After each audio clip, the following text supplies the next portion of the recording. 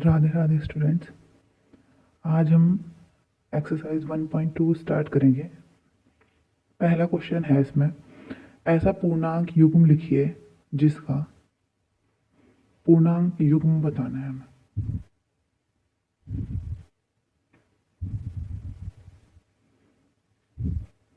इसका मतलब है पेयर ऑफ इंटीजर, मतलब पेयर में क्या होंगे, दो जोड़े होंगे, मतलब दो पूर्णांक होंगे जो एक जोड़ा बनाएगा और उस जोड़े को बोलते हैं युग्म। पहला दिया है योग -7 है।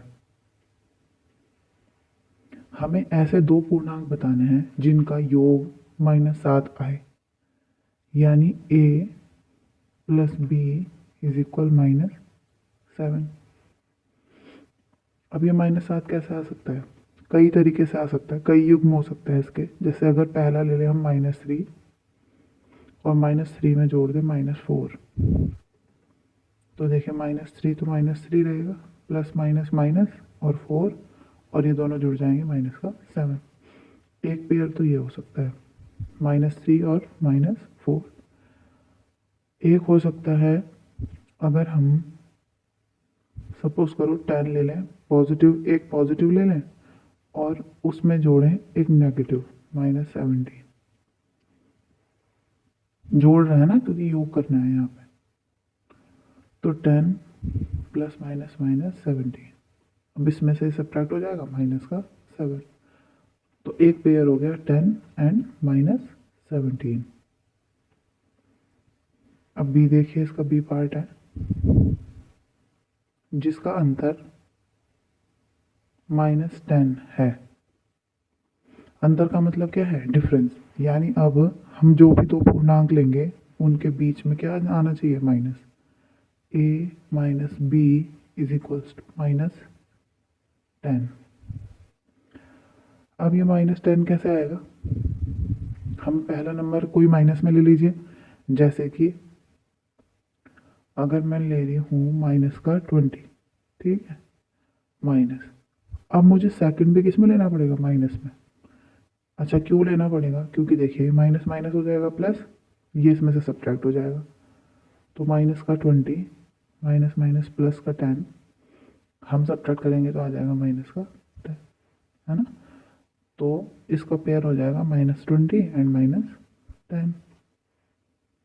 इसी तरह इनके भी पेयर्स लिख लीजिए, -3, -4, पहला तो ये था इसका, या फिर 10 और -17, ये पेयर की फॉर्म में है ये। इसी तरह इनके और भी पेयर्स हो सकते हैं अगर आप अलग से निकालें। बस ये है कि उसको दोनों को माइनस करके आंसर क्या आना चाहिए? -10।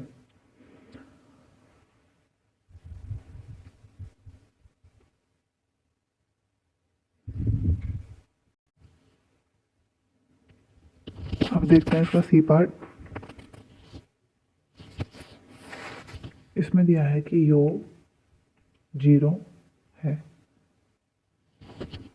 यानी ऐसे दो पूर्णांक बताने हैं हमें जिनको जोड़ने पे क्या है? 0। अच्छा, किन दो पूर्णांकों को जोड़ के 0 आ सकता है? अगर हम दोनों पॉजिटिव ले लेंगे तो क्या हो जाएगा? ज़्यादा हो जाएगा। जैसे मान लो मैंने एक ले लिया 9 और दूसरा पूर्णांक ले लिया 5, तो ये कितना हो गया? 14। तो ये तो ज़्यादा ही आ गया इन दोनों से। अच्छा, योग कब आ सकता है 0? जब हम एक नंबर तो लें उसमें से पॉजिटिव और एक लें नेगेटिव। जैसे अगर -5 ले लिया मैंने पहला पूर्णांक, ठीक है, और इसमें मैं जोड़ रही हूँ प्लस का 5, तो -5 + 5, ये दोनों डिफरेंट साइन होंगे, दोनों घट जाएंगे, तो क्या आ जाएगा? 0। तो इसका क्या हो गया पेयर? -5 एंड 5। अब इन्होंने सेकंड क्वेश्चन क्या बोला है?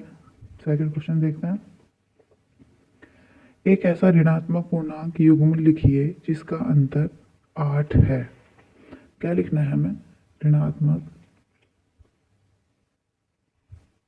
पूर्णांक युग्म। ठीक है, दो ऐसे पूर्णांक लिखने हैं जो क्या हो? ऋणात्मक हो और जिसका आंसर क्या है? आंसर जिनका अंतर 8 है। मान लीजिए जैसे अगर मैं a ले रही हूँ तो वो भी ऋणात्मक होना चाहिए, ठीक है, समझना। और अगर दूसरा मैं कोई नंबर ले रही हूँ b, वो भी ऋणात्मक होना चाहिए, और उन दोनों का अंतर क्या आना चाहिए? 8 के बराबर आना चाहिए। ये क्वेश्चन है। अब हमें बताना है कि ए और बी क्या होंगे। अच्छा आप सोचो, अगर यहाँ क्या ऐसा क्या रखें ए की जगह और बी की जगह ऐसा क्या रखें, क्योंकि देखो ये माइनस माइनस तो होने वाला है प्लस आगे चल के, और आंसर भी प्लस में आ रहा है ना, तो यानी बी नंबर हमें क्या रखना पड़ेगा, बड़ा रखना पड़ेगा ए से। देखो अगर ए की जगह मैं रख दूँ 8 माइनस, और बी की जगह रख दे रही हूँ 16, मतलब -16 ही।